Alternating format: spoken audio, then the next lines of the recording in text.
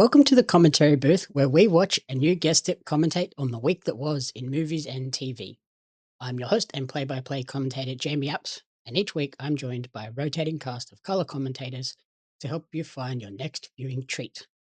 This week I'm joined by an impact fee technician who lists their favourite movie as A Nightmare on Elm Street and favourite TV show as Golden Girls. Welcome back to the show, Corrina Mabey. What's up? Hello. Not too much. Finally here. We're at the end. This week you're joining me for the conclusion of our weekly episode breakdown reviews of The Last of Us Season 2. Episode 7, titled Convergence. How did you feel about this episode before we dig into it all? Do you want me to be nice or do you want me to be honest? Overarching thoughts? It was crap. It was a crap finale. It was almost as crappy as the ending for House of Dragons, this last season of House of Dragons. That's how disappointed I was. I mean, It's not as bad, but it's getting there. I expected a bit more. This episode was really rushed for me. They either needed to make this be a 90-minute finale or needed to make 8 episodes, not 7. Yeah, some would agree. This for me was the weakest episode of the season. I would even go so far as they should have done 9 episodes again for the season. Yeah, because you know more about how much is missing right now from this. So for me not having perspective, and I'm already saying that they needed at least 1 more episode, that's saying something. But with you saying they probably could have used 2, that's even more concerning as to what hasn't been addressed / left out. Like saying that it needed 2, I don't think that's all. Not all of that would have been dedicated to this particular episode. I just think throughout the season, we've cut some pretty big chunky pieces out of the story. And then in this episode in particular, we speed run day 3 insanely. It's awful. Day 3 is the day where so much happens, and we kind of just go, bup, and we're at the aquarium. You're like, what? How? Yeah, it was like A, B, C, D, E, F, G. Like, it was so confusing because I thought for a second when I was watching this that I actually dozed off and missed something. But then I was like, no, I'm not even fucking tired. But I looked and I go, wait, there's only 10 minutes left in this episode. What? Hold on. What? Why? So yeah. I have so many questions and just so many I feel like there are so many loose ends, and I don't know if they're going to be able to be tied up next season, given how they were presented. Yeah, I think they will be resolved next season, but particularly when they didn't film back to back, they haven't even started season 3 yet. That's concerning. So for there to be now such a big gap between the follow-up to this conclusion, it feels like, yeah, we did rush through a lot. And the aquarium sequence, that's great. I really enjoyed that. It's different, but really well done. Everything else, I'm like, what? Hey? We've literally just reunited the trio. And then, then they're splitting off and going their own ways again. It's like, what the... How did we get to here so quickly? And then, Ellie sees and puts the pieces together of what whale wheel means. The aquarium's on the total opposite side of town. Yeah. Across the bay, and, she gets there in less than 6 hours. Yeah. And there's so many, I have so many problems with that particular sequence. There are so many problems here. She capsizes at one point and she just restarts the boat like nothing happened once she gets back to it.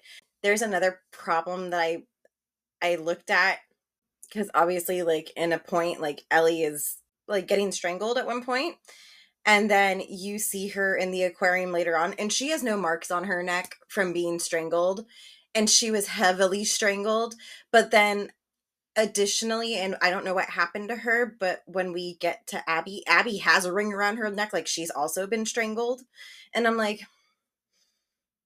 I don't understand this. Like, is Ellie just like superhuman now because she's, the cure? Like, how does she not have any bruising from that incident that happened? Also, how did she recover so quickly to operate a dinghy boat again to get there that quickly?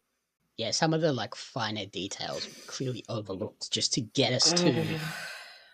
It's like they had the signposts of like these are the key bits we need to hit, Yes. and yeah, they hit them all, but the bits in between are a bit iffy. Yeah, they're not very good. So overall, like the episode for me was essentially split into three key story arcs, which I think is the best way to frame our conversation. So like you have the love triangle between Ellie, Dina, and Jesse, and how that kind of develops in the opening third of the episode. We also have Ellie's quest for revenge against Abby and how that plays out rapidly in this episode. And then you kind of have a subplot between the WLF and the Seraphites, which we kind Hmm. of get little clues to what's happening there without really getting into too much detail because that's more of an Abby story, which I assume we will get much more of in season 3 with the way this episode wraps up. Hmm. Was there anything else in the episode that doesn't really fit into those three things for you? You hit it all for the most part. The ending of this is kind of shit to me just because of how it is left off. But again, I get it. That's going to be the premise of season 3 and things will be revealed, I guess. But there's like a lot of working parts of WLF that are never mentioned anywhere. And again, I know it's because we're looking at this from Ellie's perspective. But with them having like sort of like that flashback moment in the episode where we see like the yeah, he hardly has any screen time, by the way. For someone so big and bad, he has like almost zero screen time in this entire thing. Yeah, However, he'll have a next season, I think. yeah, however, like his whole like episode where it started with his like flashback and stuff like that, I feel like if they had just like hinted a little bit more as to his current operation and not just shown him in like one aspect of beating the living daylights out of people, I might not have been so annoyed and I might have a better grasp of his organization as a whole and how it's working. But again, yeah, I know it's probably more of an Abby thing, so I'm hoping that they shed some light on that because they have a very well-oiled machine there. Yeah, we will get much more of that next season, but yeah, they kind of just they give you the little clues and stuff here, so you're kind of intrigued by what is happening here. Mm-hmm. There's just a lot of open space here, and Yeah, I and that's get yeah it. because they crammed in all of the story into 50 minutes. Yeah, well, I get it too. Like they're dependent on like if we leave X, Y, and Z not tied up and left with questions, people are going to want to come back for next season. And I don't honestly know how that's going to work in HBO's favor, to be completely honest.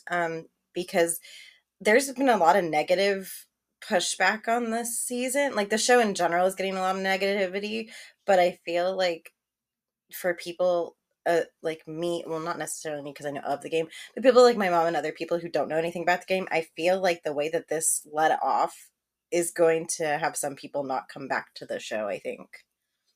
Because they're not going to get that connection. Especially because it makes you think like it's a big spoiler for this now. Like early in the season, we get Joel killed off.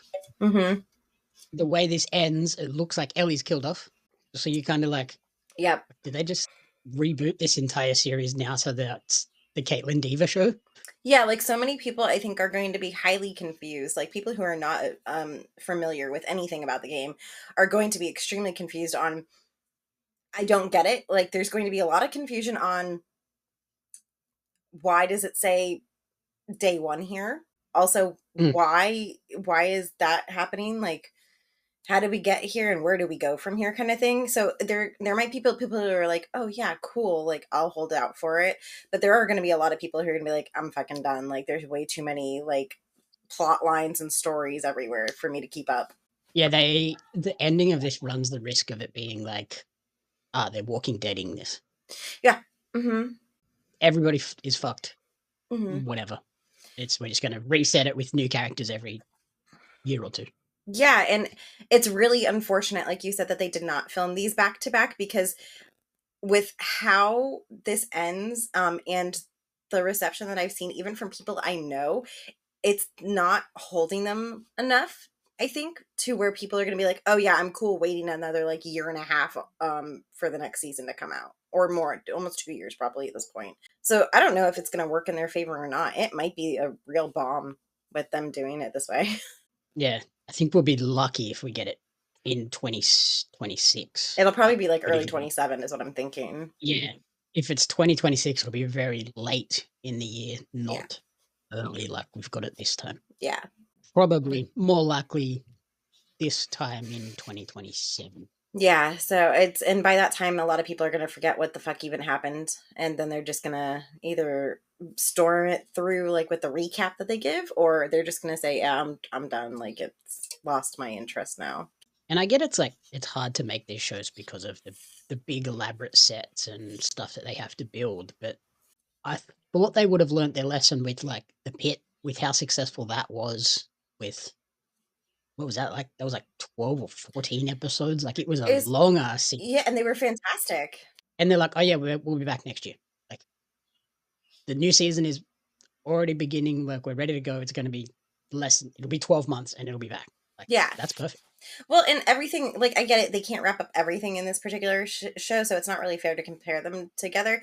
But at least with the pit, like, they literally covered each storyline End that of they the day. introduced. They had a conclusion to it by the end of the episodes, or by the end of the season. But I mean, it's the same thing like what we've seen with House of Dragons. House of Dragons started out fantastic, super full on, and now here we are, and we don't even know what's happening with the next season, or it's not coming out until later, or who knows. And I feel like so many people have just dropped off of that too because it was like all of this promise of a Game of Thrones spinoff, and now it's been underdelivered to the fans. So I don't know. I feel like they're just kind of toying with things. Like I feel like they're just writing on the whole name of the show and the licensing and hoping that's enough. Maybe.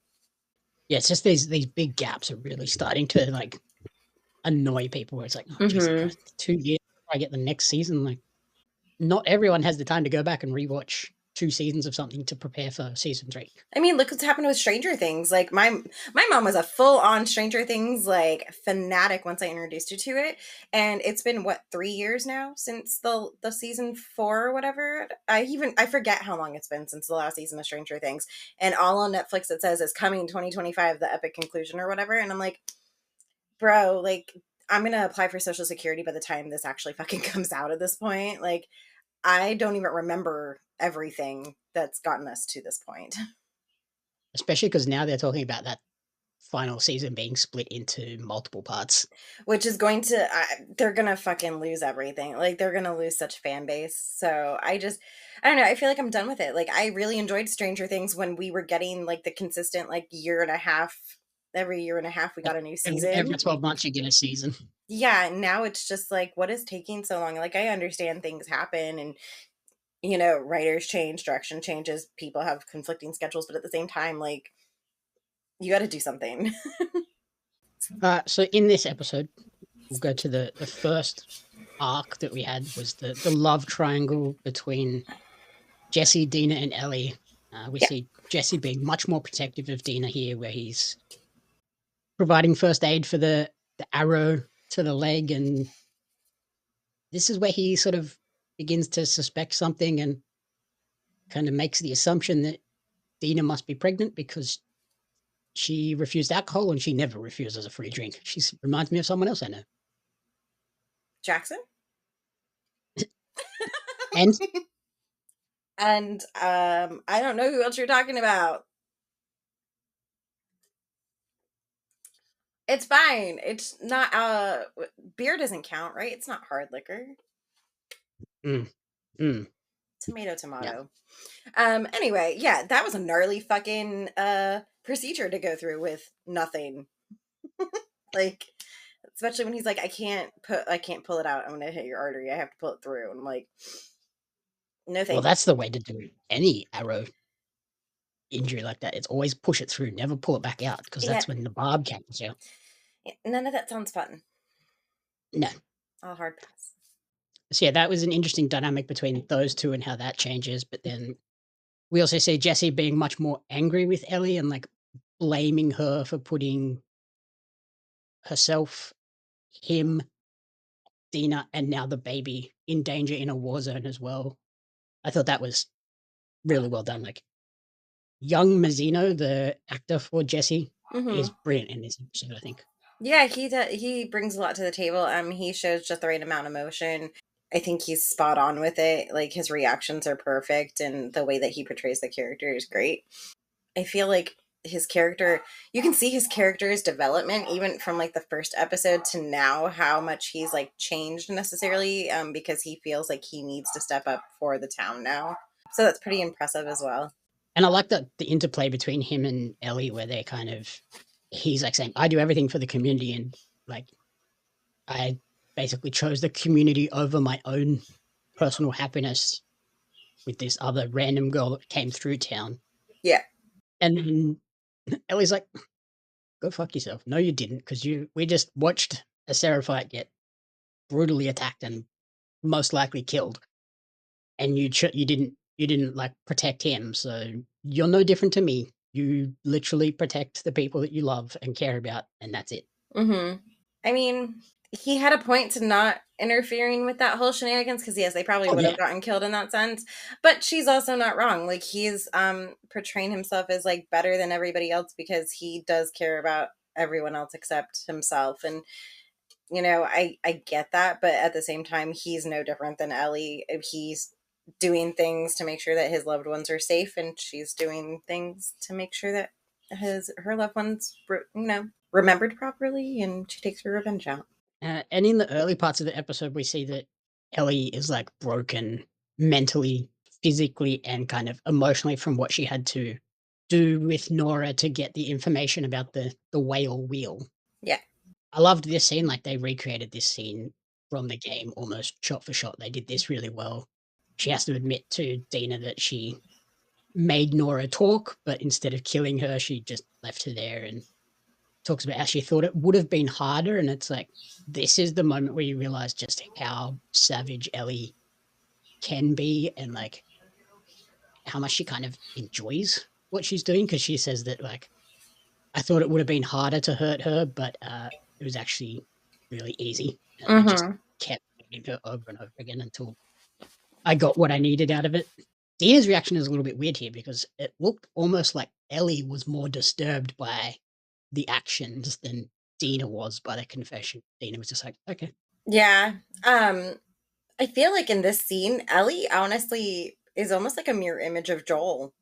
She I feel like she embodies Joel in in his hospital moment, like it's no different. Like she's taking all her anger out on it and doesn't even think twice about it. And Joel literally didn't think anything of it either. He just walked in and shot people point blank because Mhm. he had a thing to do. So, um, and on top of that, she also picked up Joel's lying habit of not hurting people by telling them the complete truth. And, like, I didn't necessarily kill her. I just left her there to die. But in reality, you beat the living daylights out of her.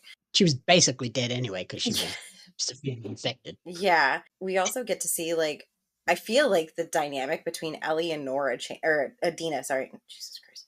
Ellie and Dina change in this significantly for me. I feel like Dina feels almost betrayed by Ellie because Ellie had to confess to her, like, everything that happened to with Joel and the fact that she is immune, like the way it happened and the way that Joel explained it to her. So I think the dynamic from the like between them has definitely changed. Like when she just like turns her back to Ellie afterwards, like they go from like really like caring for each other to her just kind of being like, I don't know how to process all this information you just told me, so I'm just gonna ignore it. And then even when later on when Ellie and Jesse are together and they're getting ready to head out, it's just weird tension between the two of them. Yeah, because she confesses that, like, she knew what Joel did and, like, what happened at Salt Lake City, but, like, she says, I didn't know who those people were when I saw them, but I knew what Joel did, so when they did what they did, it made sense to me, and Dina's kind of like, "Ah, okay, well, in that case, why the fuck are we here, essentially? Yeah, I think Dina feels a little bit betrayed, honestly, because she was led under false pretenses at that point, and so I think her view on Ellie might have changed a little bit, and she might not trust her 100%, especially given the way that they respond to each other now. Yeah, she's kind of just like, yeah, I thought Joel was innocent in this whole thing. I didn't realize he had done that. So, like, if I'd known that, I wouldn't have been backing you to come here. We would have just stayed in our own safe place because, like, even back in that town meeting, they kind of frame it as, oh, these people are just raiders. So at some point, they'll probably come back. Yeah. Whereas if Ellie had told them, like, they came to get Joel because of this, everybody would have been like, oh, well, they're not going to come back then. Like, let's leave it. Mm. Yeah, you're not wrong. Yeah, well, they didn't come to like try and steal shit. They came for a very specific reason. That goal was achieved. We can leave and never come back here. Yeah, I But mean, Ellie frames it as like, I don't know who they were. Like, what the fuck? yeah, it's hard. I don't know. All right, fine, you're right. I'll admit it. I'm having a hard time admitting that you're right sometimes. Like, I want to have different opinions than you because I feel like I should always just have an opposite opinion of you, and I don't like it when you're right. So you're right. Whatever. Fuck off. Because Dina is obviously injured. She's essentially sidelined for this episode back at the theater. So Jesse and Ellie head out. They have very tense conversations about the danger Ellie's put them in, and he wants to be like protective of the baby. She wants to be protective of the baby. And it's just like, okay, this is very awkward and tense between these two. And then, like, ultimately, Jesse's like a bit of a dick and is like, well, fuck you. I'm going to go over here and go and meet Tommy and help Tommy because, like, we hear that desperate radio call from the WLF of like, there's someone with a gun like shooting at us. It's not Yeah. a Seraphite. Like, we need help. Yeah. So, and yeah, that like triggers Jesse be like, oh, well, that's definitely Tommy. So we got to go over there and get to him. Mm-hmm. And in the meantime, Ellie spotted the aquarium and put together the pieces of whale wheel there's a whale mural with a Ferris wheel right next to it. Way That's far where I need away. to be. So they ditch each other and they go their own separate ways.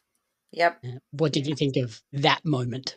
I was kind of disappointed in this moment, kind of. It felt very long, like the interaction between Ellie and Jesse felt very drawn out for such a small episode. Like their conversation didn't really go anywhere. They kind of argued a little bit.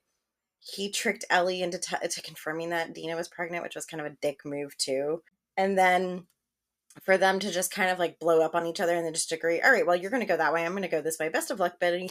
It's kind of like annoying. Like they didn't even have any like healthy banter about it. And I don't know if that's how it was in the game, but I feel like they could have both argued their points to one another to try and have, you know, the response that they wanted, where ultimately like they go and save Tommy or go to the aquarium. But I feel like it was just kind of so, it was like slow going and then it was very rushed where they were just like, all right, well, fuck you and fuck you. I'm going my opposite way. I wish you the best of luck.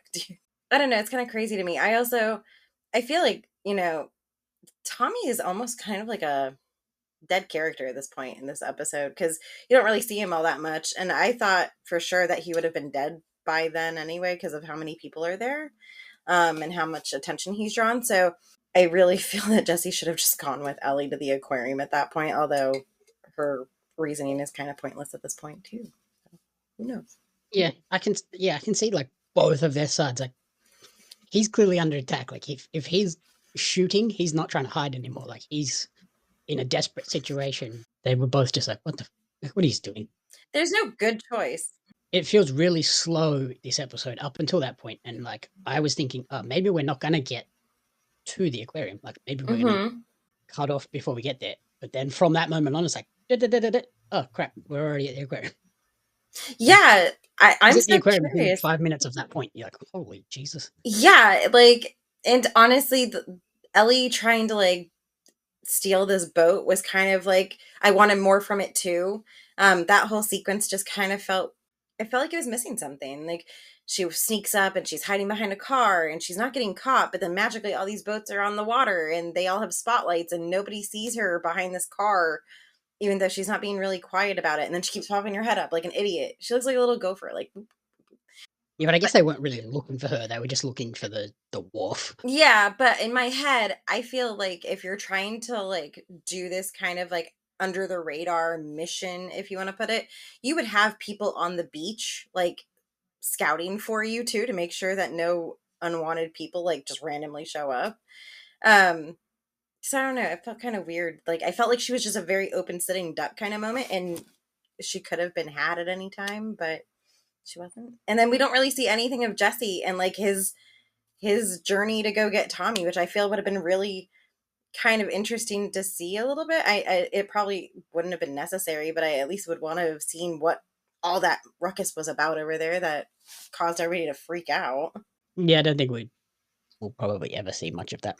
So yeah, that's like kind of the love triangle. Then we have the WLF versus Seraphites thing that you're talking about with the boats on the wharf and like just seeing how many of them are. But before that, we get the rainstorm rolling in as Jesse and Ellie are traipsing through Seattle. Mm-hmm. We hear the gunfire, and then it's Isaac's number 2 WLF soldier hunting that Seraphite that Ellie and Jesse have to hide and watch them strip, beat, and then drag him away screaming.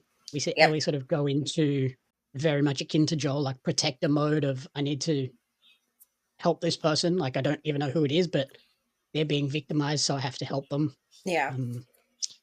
Jesse stops and has been like, I ain't dying for them. Like, this is not our war, which is totally justified. Like, Yeah. probably the I get. most justified thing he says in this episode. Yeah, because other than that, Jesse's completely like he could go get killed and I wouldn't even give a shit. I don't like him anymore. Yeah, how did you feel about that sort of that interaction between Jesse and Ellie in that moment, that particular moment, and how did you also feel about Ellie's approach to the situation? It was necessary.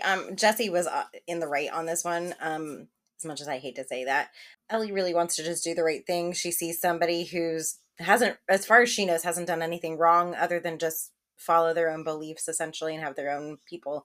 So she feels obligated, I guess, to try and save this person. I don't know how they didn't get heard because they were also fucking loud as fuck, hiding behind a bunch of like I don't know barrels and shit. Yeah, like I don't know how they didn't get heard. But yeah, it was just I feel like that's when you really see that they're no longer on the same page with anything anymore.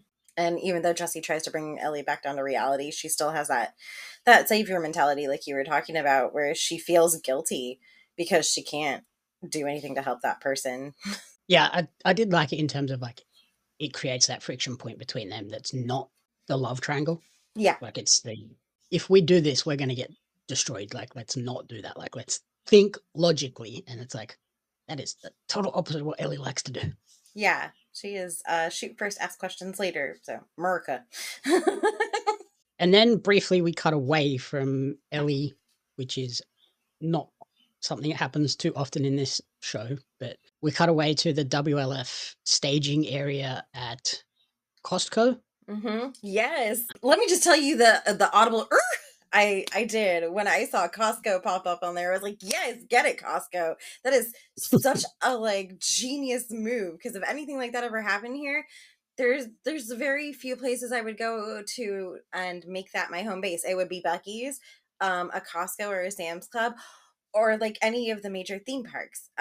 Mainly Magic Kingdom because tunnels. But yeah, that was so fucking genius. I was so excited to see a Costco. Gotta get that rotisserie chicken. In the game, it is just like a generic hardware store, like your big hardware Bunnings type Lowe's, Home place. Depot thing, yeah. Mm-hmm. The outside of it looks great because they have like there's the sign and then there's like a scaffold with a bunch of like pallets and stuff stacked up. Yeah. And that's exactly how it's in the game. And you have to like climb up those pallets and then go like across the sign to get into the store. Oh, that's So I was fun. like, that shot is great. That's very well done.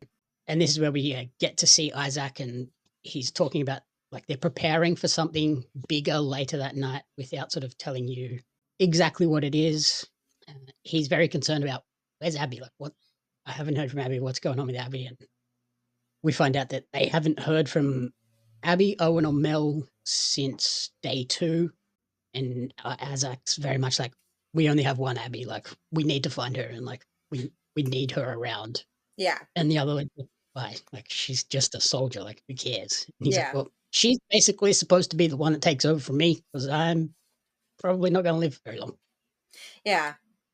I'll be interested to see how that wraps back on Abby's side of things, because I would love to know what this miraculous thing she has done to prove that she is ready to take on leadership if it needs to be, because it's not like she's just leading like a group of like people, you know, that are like a 20 person clan or something like that. No, this is like military grade, like hordes of people that you're having to lead. So I'm really curious to see if they explain what she's done to be so impressive to Isaac, because he's got so many other people he could choose to be his like Mhm. next in command kind of person. And after that moment with the Isaac scene, did you have sort of any ideas about what the WLF were preparing for? Not at the time, but given that they were actively killing Seraphites and Seraphites were infiltrating their stuff, I was presuming that they were trying to probably find a way to figure out where they were and essentially infiltrate their area, but who knows? Yeah, so like we do see later they, like you said, all those boats heading to the wharf. They're basically setting up for an assault on Hmm. the Seraphite base, which is the island, Yeah. and they're doing it under the cover of this big storm that's coming in because obviously if there's a big storm, they won't be able to see the boats Yeah. coming, which we get a great indication of when there's like, oh, there's only these 2 guys on the wharf and then Hmm. 1 spotlight, and then there's about 12 spotlights. And, oh, shit. There's a Yeah. lot of these guys. Those It boats was are packed. they were massive, and I want to know how they didn't hit each other in the dark, because with the storm I being guess if that you're close, intense. you'll be able to see them. I guess so, but like with that storm being that intense and the water being as rough as it was, obviously, as we see later on, I don't understand how like they were able to make it so smoothly without like crashing into each other or capsizing themselves. But Mhm. I presume they've also had a lot more training on the water and probably prepared for something like this, considering that they are so well organized. Yeah, and they are bigger boats, so a Yeah, they're bit not safer, all but in yeah, dinghies. pretty intense. And then, yeah, when we see those boats head off, it's like, oh, the assault has like begun. Mm-hmm. Ellie goes down, steals the little tinny, and decides, okay, cool, I'm gonna just take this boat through this crazy rough seas over to the aquarium, and then I'll be all good. And then we get Ellie having a little brush with the Seraphite and WLF war unexpectedly Yeah. when her boat gets capsized by a rogue wave. This element is new. So this part was in the original script for the game, where Ellie was going to wind up on the island, Mm-hmm. which she does here. She miraculously washes up on the same beach, Right next to her 5 boat. meters where the boat washes up as well, Yep. What are the and her odds? gun. Yeah, I and was like, her bag okay, is still on her, and she's still like not injured or anything like that. She's still able to like crawl and make it to her boat. Like there are so many like coincidences and happy accidents of wow, you got so lucky. so yeah, like I said, this was in the original script. So she was supposed to end up on the island and witness all of this shit going down. Hmm. That was apparently scrapped for pacing issues. So it was a little bit strange that they then put it back in here. And I think the only reason they did put it back in here is that so we could get that shot of when she escapes, we get the view of the explosions and everything. And like we hear the warning siren going off of something's happening in our little village, like get back here. So Yeah. it gives you that little brief glimpse of shit, something big's happening between these 2 Seattle factions. Hmm. It kind of also shows that maybe Ellie is a little bit more fallible. She's not like the ultimate super soldier when she's alone. Yeah. Like I said, normally this Seraphite WLF war is only seen through Abby's perspective later in Okay. the game. So I think it is just so that we get that little clue of something happens on this island that we're going to come back to later. Hmm. This scene was really. It felt like it wasn't necessary, because it didn't really do a whole lot for me other than show the fact that Ellie really is only as strong as the people that she's around, because she acts like a Billy badass, but when push comes to shove, she really is pretty fucking weak. Like, if it weren't for Jesse saving her and Dina, like, they would have been killed. You know, like, she's had her ass saved by people. So If it wasn't for Dina, she wouldn't know where half of the stuff is in Seattle. right. So she's not as alone. She's not as great of a lone wolf as she likes to believe she is.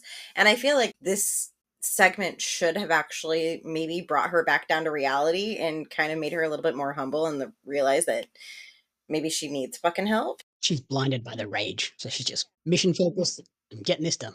Yeah, I was also really annoyed because, they're like in the middle of stringing her up, and then out of nowhere, they're just like, our village, we have to go. Let's go. Quick, just leave her be. I feel like they normally would have just been like, Yeah, wouldn't you just tie the rope off? yeah, like let her hang or just like slice her really quick and then run off. Like, or you don't need everybody. Like the fucking little kid, what is he gonna do if the village is exploding? Like, he's clearly giving the orders around there because he's the one who gave the order to kill her. So let him fucking do it. I don't know, earn your scars or something. I don't know how you do that. But yeah, it kind of bothered me. That she was able to just like escape so quickly. And I feel like after being strung up like that and strangling and choking, you probably are going to be like slightly more out of it. But she got back to the boat, okay, and she even remembered her gun. So Yeah. yeehaw, good for her. Yeah, I wasn't a huge fan of this. Apart from the, like, it being terrifying that we see the little kid like, "Yeah, Give got the this order. girl." Yeah, like I fuck was it, like, whatever. That's scary," but, like, I don't think we needed this particular scene of her there. Like, I think we could have alluded to what's happening on that island Mm-hmm. with her just being in the boat and, like, seeing explosions off to the side. We Yeah, or didn't like need her to heard things. end up on the island. Yeah, it was just, I feel like I don't know what they actually did not cover in this episode as compared to what is covered in the game, but I feel like they probably could have elaborated more on things that were sped through if they had got rid of the scene, or they could have, maybe added extra important things that might have been left out or something if they hadn't put the scene in there. Because that scene took like a whole like 10-15 minutes almost for her to like struggle and then get up, and yeah, it was just, yeah. Yeah, like, we could have alluded to those explosions because 'cause they're not, like, small explosions. You would have seen them from a long way away, You do, and you especially in the do, dark because when there's when she's like speeding fighting. by on her way to the aquarium, you see the huge fucking explosion that happens. So, and it's pitch black, Yeah. so you're gonna see any kind of like light or anything happening on that. Yeah, so she didn't need to physically end up on the island to get that point across, and, No. like, from the moment she leaves Jesse to the moment she has the boat and gets to the aquarium, that's a lot of ground to cover, and we get none of it. So, like, I would have preferred to get more of that part, maybe drop in some, like, little encounters in there to, like, show how perilous this trek across Seattle was Yeah. and cut this part. Yeah, it would have been so much better. And again, like I said, I was so annoyed with the fact that they emphasized that she was getting strangled and strung up there. And then we see her later on and she has no bruising whatsoever from that encounter. I feel like you would have had bruising around your neck from that. And it is one thing that irritates the fuck out of me. And I was festering over it after watching it. How did you feel about sort of the battle that's seemingly going on the island as it leaves? I don't really know what to think of it because I'm annoyed that I didn't get to see any of it. You know, if they are going to add this sequence into here, I feel like maybe given Ellie's curious ways, even though she has a one track mind of going to the aquarium, I feel like her curiosity would have got the best of her and she would have like followed them into the woods at one point, probably just to see what was going on. But that just might be me forward thinking and stuff. There are, like, concept shots and, like, leaked shots from the game originally where she is in the village as it's burning. Mm-hmm. So, yeah, in that original script, she does actually go all the way into the village and sees the war, Yeah. essentially.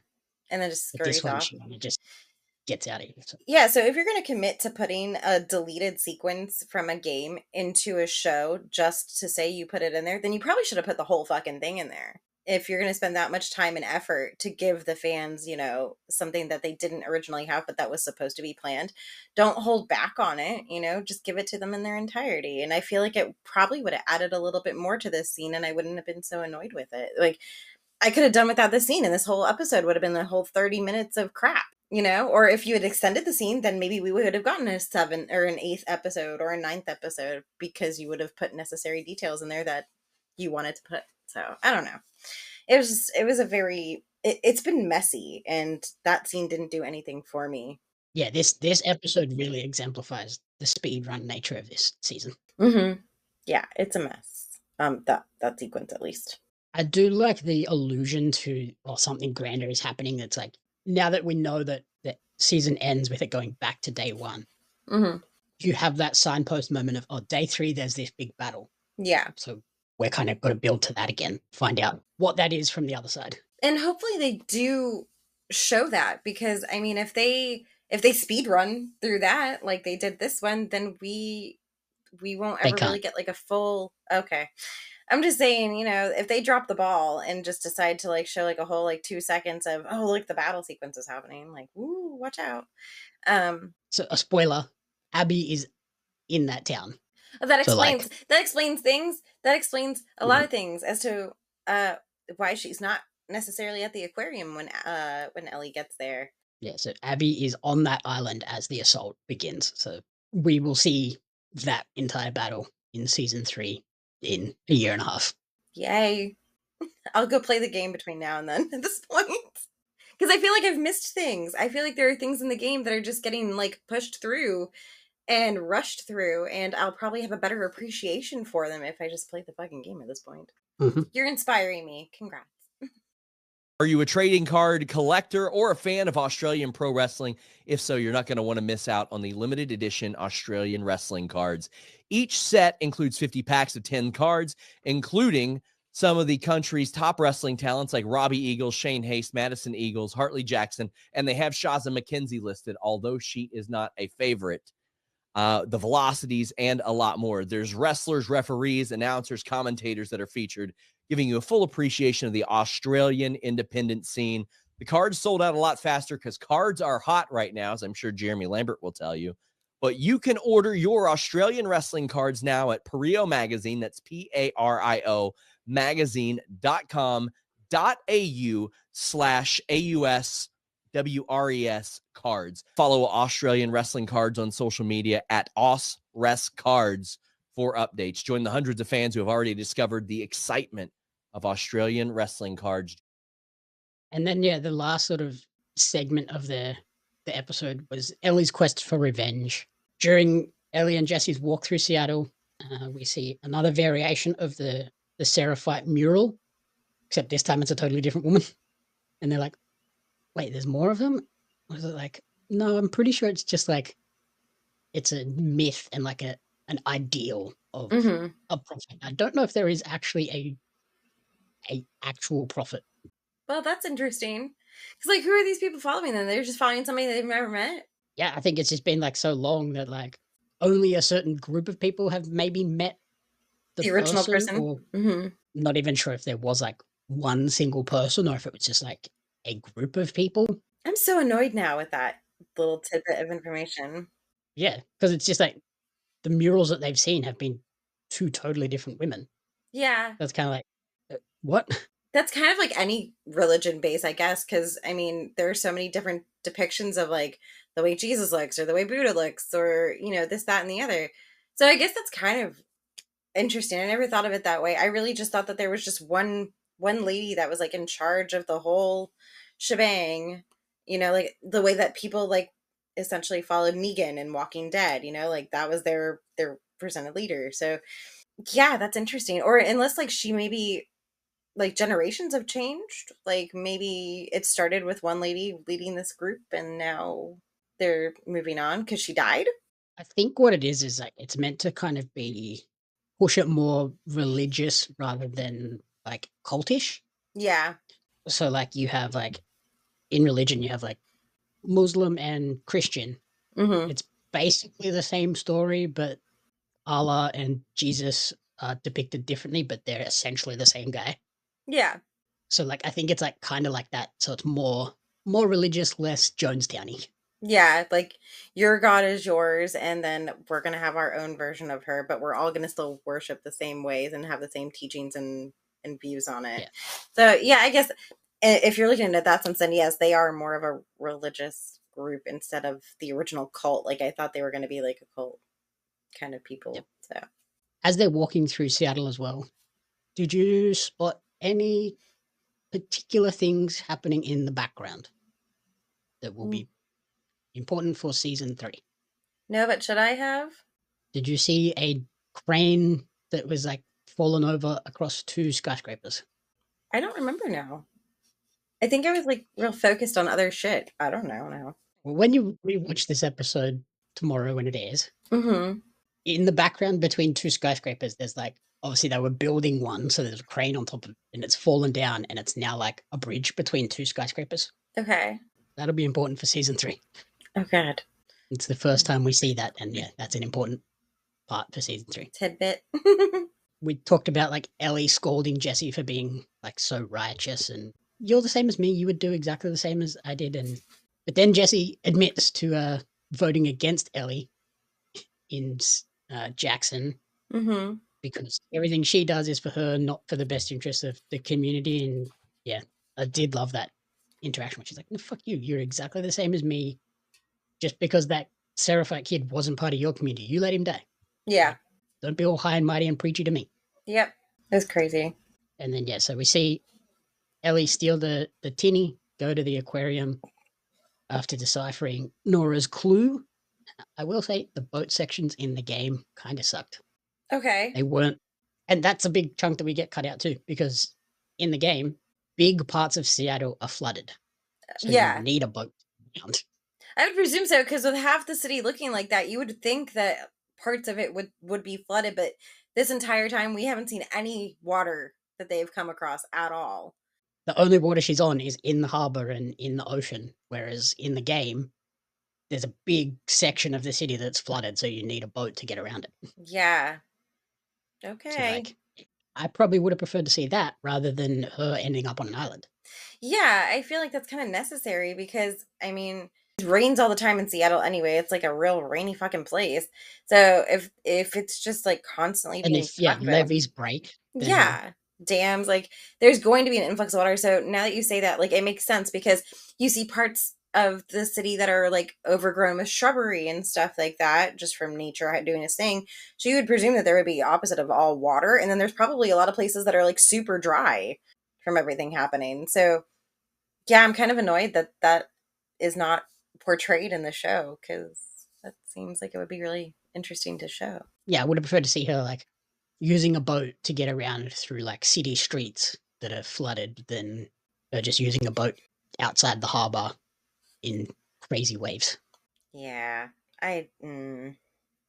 also, like, I don't understand how she can just, I don't know, that little dinghy of a boat seems to go awfully fast, and she seems to have made a lot of way in a lot of little time for She how covers a far lot, the a lot distance of ground was. in a short time. Yeah, yeah, it was like zip, zip, zip. I'm like, that looked a lot further away from where you were before. So Yeah, like I said, this really exemplifies the speed running of this day and the season. yeah. When she does get to the aquarium, though, I liked the music choice. It really did build the tension and anticipation of like something big's about to go down here. Like it's a bit sketchy. She breaks in, sees a bunch of sort of used medical supplies, kind of indicative of there being some sort of surgery that has happened here. Mm-hmm. Put a pin in that for season 3. Okay. That'll be another big moment. Interesting. I was kind of this is another part that kind of got me in a little bit annoyed, but again, it could just be Ellie's character. She has like no idea about being quiet or checking her surroundings or being cautious or anything because she just like hops and then like jumps down and lands on a bunch of glass, makes a ton of fucking noise. Like she doesn't scope out anything before she just like goes. And I know it's probably just her one track mind of I need to find Abby. I know Abby is here kind of thing. But at the same time, I feel like you probably should use a little bit more caution. She also has her like light on 24/7 through this, except for like a That was the little. thing that got me. Yeah, like you're supposed to be able to You're trying to sneak sneaky. around, you're shining a torch all over the place. Like, Yeah. Jesus Christ. And like it's lightning Anybody's in and this building, they just saw you. right, and it's lightning out and it's nighttime, so the moon is out. So it's not like you don't have light coming through in different parts, especially with the glass being broken and stuff. So it just like it just annoyed me, the fact that she was being so loud and obvious, and then she, like you said, she has this big bright light on. It's not like a small one. It's like a full on HD LED fucking light that's gonna shine the entire fucking building in parts. So yeah, it bothered me a lot. I didn't so much mind like her dropping down into the room, because as soon as she does, she spins around with the gun out like, oh shit, I just made Yeah, noise. But like, yeah, walking through the aquarium with her torch and just like shining it everywhere. I'm like, yep, real subtle there, Ellie. Just point it yeah. at the ground, light up the ground in front of your feet. Mm-hmm. Yeah, like just no concept of being found or had or anything like that. And I don't get it. And then she follows, that's the thing too, is like she nonchalant just like all of a sudden follows this path of like footprints and a propped open door, like doesn't think twice about, oh, could this be a trap or anything like that, like not aware of her surroundings at all. She just, oh yeah, footprints, I'm gonna follow these because that looks like a good idea. Following those footprints, she comes across Mel and Owen having a conversation about like Abby and what they're going to do next and like what their plans are. Mm-hmm. And then she uses Joel's trick of you point at the map and then you point at the map, and if they don't match, well, you fucked. Yep. I liked that. I like that Yeah. she has taken these lessons from Joel. Like, this isn't the first time we've seen her use that trick, but like Correct. to bring that back from season 1 was pretty cool. Yeah, I really did like that. It was really fun, and it was a good way for her to kind of play cat and mouse with the both of them too, and just try and trick them, but also because Ellie, you can really tell she doesn't really want to hurt them. I mean, she does and she doesn't. She has like I feel like she's torn a little bit. Like her real goal is to just kill Abby. Everybody else is kind of collateral damage at this point. So I feel like she really is genuine in not wanting to kill them if they show her the proper things on the map that she's looking for. Yeah. Well, she, even at the end of the episode, she does say that, like, I killed your friends. I didn't mean to, But it but did. it was me. Yeah. Like, you're the only one that actually wanted to kill. It's just Right. these other people fucked around and found out. Yep. On that, like, Owen goes to grab the gun and Ellie's quick draw shoots him square through the throat. Jesus, that was an aim, wasn't it? Oh my God, that shot was crazy. Holy shit. He's dead. Yep. And in the process, also nicks Mel's carotid artery and she starts bleeding out. Yep. Only to find out that Mel is pregnant. Yeah. And she's like, cut the baby out. You need to cut the baby out. Ellie's just like, what? How the fuck? What? How? What do I do? What do I do? I don't know what to do. Help me. Yeah. She's like, transverse. Like, I don't know what that fucking means. Yeah, this was rough. So like, I don't get super emotional when I watch shows, and with that being said, I did not get super emotional with this. I was actually expecting to get emotional, and I actually was not expecting it to be Mel. I was actually expecting something to happen to Dina, so that kind of threw me for a bit of a loop. But the way that this was done, I didn't feel like a super strong connection to what was happening. I feel like Ellie was wasting so much time trying to cope with the fact that she just shot somebody who's now bleeding out, more so than actually helping them live. She could have easily like applied pressure to the carotid artery and maybe stopped that bleeding a little bit more. The girl was going to die anyway, but maybe if she had just like kind of taken a second to breathe and assess the situation, things would have been a little bit differently. I feel like this would have hit me a lot harder had Ellie actually put forth the effort to try and cut the baby out of her while she was dying versus just staring at her, staring at the scalpel, staring at her, staring at her stomach. Like that kind of got to me with the whole like indecisive, I know I don't know what I'm doing, but usually when you're put in a situation of that, you would try your hardest to at least do what they're saying. Even if you fuck it up, at least try. Yeah, like don't just stand there and like look at everything and be like, oh, what do I do? Oh, should I do this? Hello? So yeah, that kind of like annoyed me a bit. It is interesting too that like this is the reveal of like these two groups are kind of mirror images of each other, which is fun. Like there's the like clearly a love triangle there between Owen, Mel, Abby. Yeah. And then there's the love triangle Jesse Dina, Ellie. And then the two pregnant girls. So it's like, yeah, it is cool that they kind of mirror inverse these characters. This clearly broke Ellie too. It made her realize, oh fuck, like yeah, I have put Dina in a lot of danger and I've fucked up. She's seen what could possibly happen to Dina if she gets involved or gets put into the bad situation. Like, I think that is a real big realization for Ellie. And unfortunately, there's not much she can do about it. And then, yeah, Tommy and Jesse arrive and kind of see the aftermath. Like, they don't know exactly how this went down, but they're just like, I don't even know if they realized that, like, Ellie's the one responsible for Mel. Like, they've just seen this and been like, what the fuck happened here? So, like, Yeah.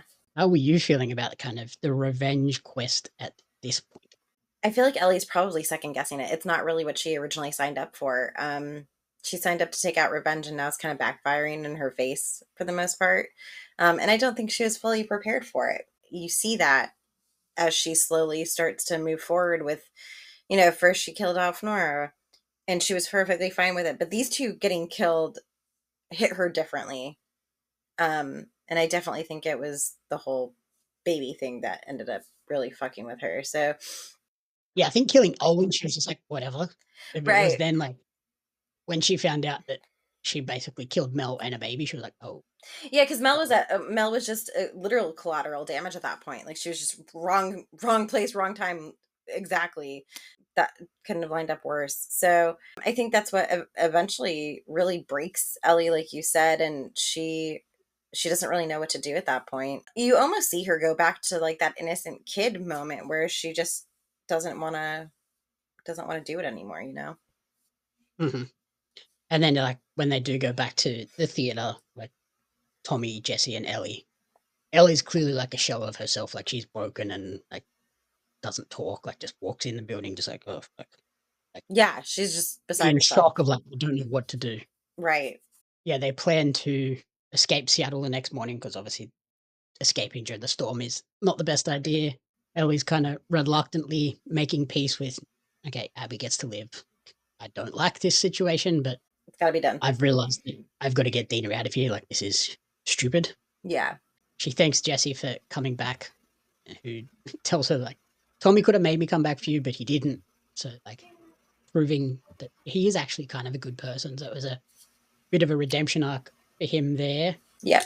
Just as they hear a scuffle in the lobby and go running, what did you think of the big moment of them bursting through the door? And then, Well, it was unexpected. I didn't think that was going to go down like that. I didn't really know what to expect. I thought that Abby and Ellie's interaction was going to take place somewhere else. I didn't expect it to take place at their like base camp essentially. I figured it would take place more or less in the line of fire in the middle of Seattle, or they get caught and captured, something along those lines. I never expect Abby to actually march her ass over to that place and do that. And also, she made great time, just like they did, making it from the aquarium to the. she wasn't at the aquarium. Well, no, she was not at the aquarium, but wherever on she the island. was, they made really good time then from the aquarium. My bad. But yeah, I didn't expect it to go down like that. I really expected it to be on enemy lines. And yes, it is technically in enemy lines, but it's on their portion of it for the most part. Like, it's made their own place. So. And then, yes, she threatens to shoot Tommy as well if Ellie doesn't kind of come out unarmed. And when she sees Ellie, she like realizes, what the fuck? It's you? Yeah. How are you here? And basically says to Ellie, I let you live and you wasted it. And pow. Yeah. Cut to black. Mm-hmm. What were you thinking at that moment in that theater scene? I really thought that was the end of it. I thought they were just going to leave it there because they let that black was space lengthy. like it was a very, very lengthy black screen. And I was like, all right, roll credits. Like, great. And then Mom did the same thing. She was like, what the fuck? Yeah. So I think that might be what annoyed me the most, is that that's how it went down, is that they faded to black for so fucking long, and then, oh, whoops, boop, boop. We're not quite done yet. The game does that, though. Oh, well. The aquarium scene does have some slight changes, but it basically plays out the same. Okay. So, like, from the moment Ellie gets the aquarium to the end of the episode, brilliant. Yeah. It's all the shit beforehand that I was like, I have big problems with this episode. Yeah. And yeah, after that lengthy cut to black scene, we see Abby waking up on a couch. She's woken up by Manny. This is the exact same way that the game switches perspective. Mm-hmm. She wakes up she walks out through her room, which is a like luxury skybox at the Yes. stadium, out onto the balcony to look out over the stadium, and we see the WLF compound. Yeah. And then we get the little chyron that's Seattle Day One. Mm-hmm. What were your thoughts on the WLF base and the conclusion of the season? So I must put my foot through the TV. I'll be dead honest. I was so fucking annoyed because I was satisfied with ending this episode on Ellie getting shot. I was happy with it. I was like, okay, this leads me to think, ooh, what happens next? You know, like next season, let's figure out what happens. Because I don't know if there was anything after that or not. Having not played the game, I didn't know when it was supposed to switch over to Abby's point of view. Like I said, I was perfectly happy with the ending there. However, when Abby wakes up and it spans to that and says Seattle Day One, I go, you motherfucker. And I was so mad because you see this huge compound with like essentially an entire system. Like they have Farm and they everything in have there. farming, yeah, they have like agricultural, they have horticulture going on, they've got like an entire like system. It is an entire, it's like watching that, whatever that show is that I just got through watching, where they're like living in the dome or whatever. But Silo. yeah, well, it was like Silo, and yeah. So I was really mad that they showed me all of these amazing things, and not once in this entire season when they decided to do little cutbacks to like these people that they didn't like hint to that or hint to just how big of an operation this was. The game does that. This is exactly the story that we're revealed to. Holy shit, these people are set up. Yeah, they are. It also makes me kind of nervous to see exactly what happens in the next season, because I don't know if they're going to just like give you real perspectives and like in-depth like an in-depth, I would love to have an in-depth tour of that entire compound, honestly, to see the inner workings of everything. So there's so many unanswered questions with this, and it just bothers me the way that it ended off. And the fact that I know I have to wait almost 2 years to get another season. I do love the idea of like setting up in a stadium is a great idea because it's basically a fortress. Oh yeah, with a big patch of grass in the middle that you can grow shit on. Like, yeah, genius. Mm-hmm. But yeah, I think we will like Seattle Day One, Part 2. Yeah. So these Abby's Day One in the game, they do like a tour of the stadium. Mm-hmm. So you get a pretty good glimpse of like how established these people are and what they're up against, right? Or what were up against, and how established it was. So I think we will get that. Yeah, I think if they ended on the just cut to black, people would have just been like, "Oh, that's it. We're never getting another season." I know. But like they didn't have to necessarily show Abby. They could have just like faded to black and then just said Day One, Seattle Day One, and then just left it at that and never showed anything else. And then people might have been like, what does that mean? Yeah. I no. I think It they annoys did need me. to like Day One. Now we're getting her story. Maybe. And they didn't have to show the whole fucking compound. They could have just showed her like waking up. You know, that scene where Abby where Ellie has the fucking flashback. Cool shit. I don't care, because they could have just done the same thing like they did with Ellie, where she like at the end she wakes up in her bed and Joel is there like, "Hey kiddo," or whatever, and then they fucking ended the episode. That would have been fine. I didn't need to see the fucking compound and make me have all these questions about like how big of their organization they are, and you know, all this other shit that I now want to know. Like, that's why they did it. Shut the fuck up, because I'm annoyed. I have so many mixed emotions about this. I loved the conclusion. I thought it was great.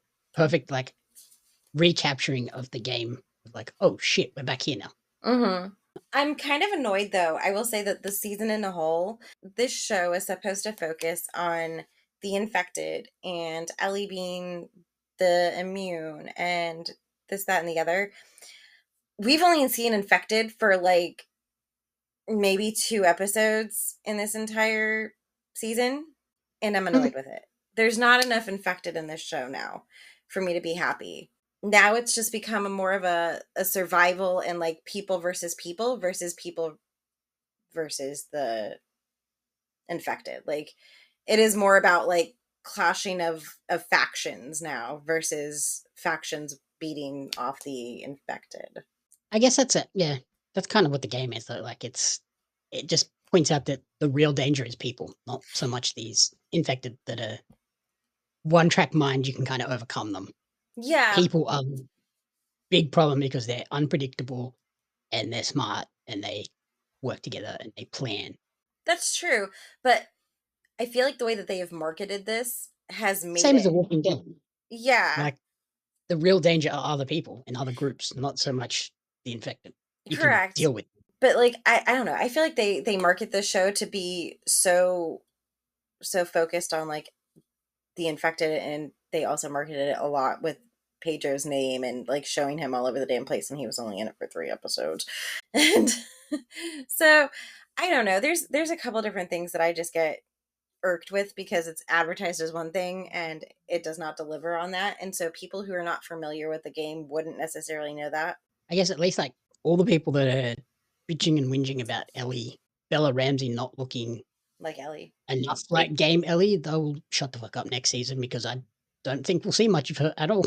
I was gonna say, yeah, there's not gonna be a whole lot of Ellie, really. She'll get sidelined like Abby did in this season, where she's not going to even be in the first Few episodes. 2/3. She'll probably be in the last episode, and that'll be it. Yeah. Because they never like cross paths until The Abby ends up finale. back. Yeah, Yeah. everyone can stop their bitching and whinging about like, oh, she's doesn't look like a game Ellie. They're sidelining her because she's not pretty enough. They're pushing Dina and Abby because they're conventional Hollywood pretty. It's like trying to set up like all the interviews and stuff that they've been doing. They're trying to establish that these two characters are going to be important for the next season, and like particularly Caitlin Dever, like it's going to be her show in season 3. Yeah. It'll be interesting to see how people respond to that. I know that the gaming community will be, expecting that. I don't know how it's going to hold up with the everyday viewer, though. So I guess time will tell. Maybe by the time this show comes out with the 3rd season, the company will decide if they want to make the 3rd game or not. That would be nice because they have said that the show will not go past game 2. Right. They're not going to Game of Thrones this and like go past the source material. So the Yeah. show So it will would only go be. so far as the end of game 2. So if they're going to go any further than that, game 3 has to come out first. Yeah. Yeah. So I think it'll you. depend on. I think that will depend too. Even if they did release a 3rd game, I think that they would have to wait and see how the part 2 of season 2 gets responded to, maybe, especially if the 3rd game isn't necessarily dealing with Abby and Ellie and stuff like that, because I don't really know where the game leads off and what's left open for a 3rd game like you do. So I could see a game 3 coming before. Well, it won't come before season 3, but it could maybe try and line it up so it comes out around the same time as season 3. That way people can get hype. Probably be a little bit of overkill. I would aim to have it release just after the 3rd season. Yeah, because then people can get their fix of it. They can then get the continuation of it through the game Mm-hmm. and then come back to the next lot of the season after that. Yeah, and it'll be interesting. I'm excited to see how this works out. I will probably, if I have time in my ridiculously busy schedule, to play the game now. I might actually jump on that since I have like almost 2 years to do so, just to figure out what happens, because I feel like there are so many things that I'm missing out on that were just rushed, and I am annoyed. In terms of a rating for the episode, what would you give episode 7 of The Last of Us season 2? This episode's getting a 3 for me, which sucks because it's the final episode in the season, but I can't give it more than a 3. It is just so rushed. There are so many things that are like left undone, or things that were added that weren't completed. It just, yeah, it felt like parts of it felt like it were slow, and then other parts of it felt like it were super rushed. So I just feel like there wasn't enough of conclusions for everything that was portrayed on screen. I guess, yeah, that's kind of because it ends at the midpoint of the story. Yeah, so, but I feel like if they hadn't rushed through all of this and they had just given us a little bit more background and things that might have been like overlooked just for the sake of only making it 7 episodes. I think I probably would have liked it a little bit more.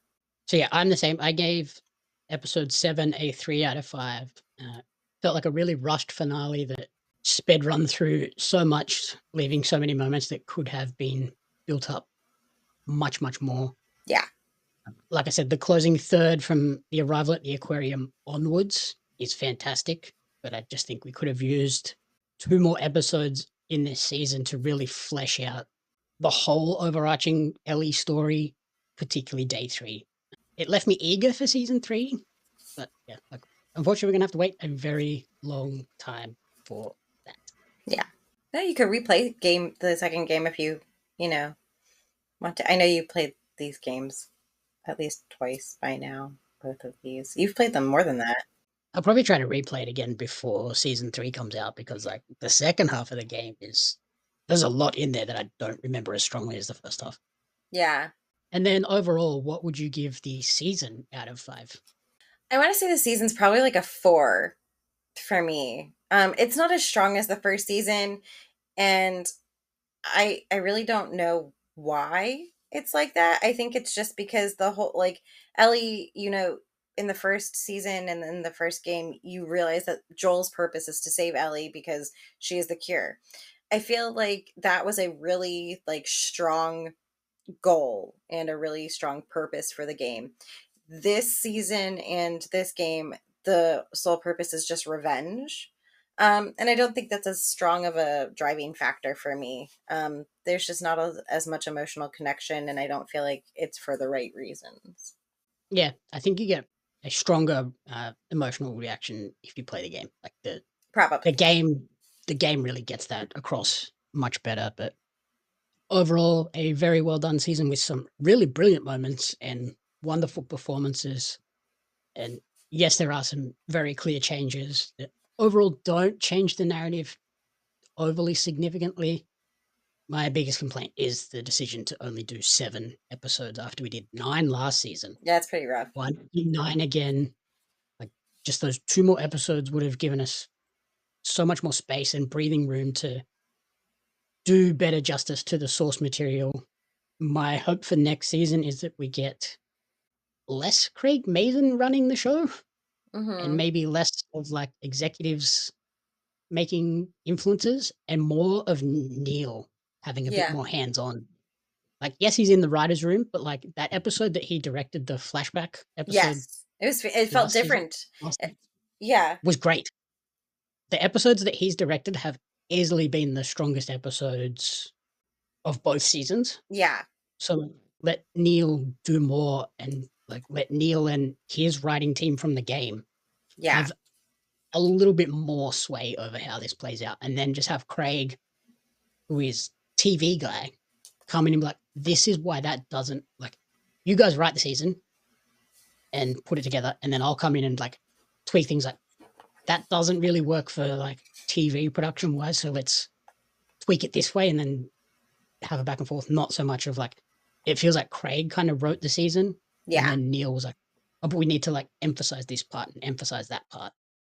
And then the episode he directed was, like, brilliant. Yeah, Neil's episodes that he has had his hand in, they just feel like a completely different show, which is kind of crazy.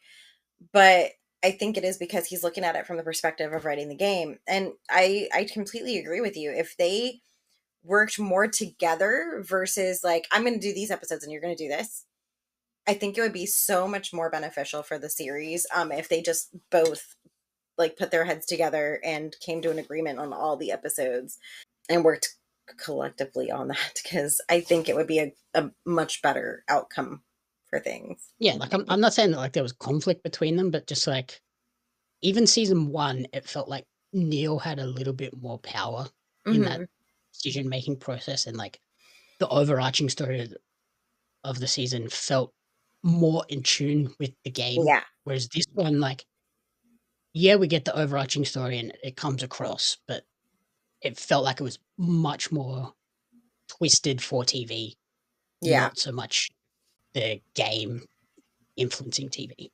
So Yep. we'll see how that goes next season. Yeah. Thank you, everyone, for listening to the commentary booth. If you enjoyed the show, please remember to rate, review, and subscribe on podcast services and YouTube. You can follow Corrina on Instagram at Miss Corrina Renee, and you can follow me on social media at Jamie Apps Media and at Pario Magazine. The Commentary Booth is a fan-funded production of Jamie Apps Media. You can support the podcast alongside our magazine, Pario Magazine, on Patreon at patreon.com/Jamie Apps Media. The following people supported at the publisher level or higher, and you cannot fathom how incredibly appreciative we are for their support.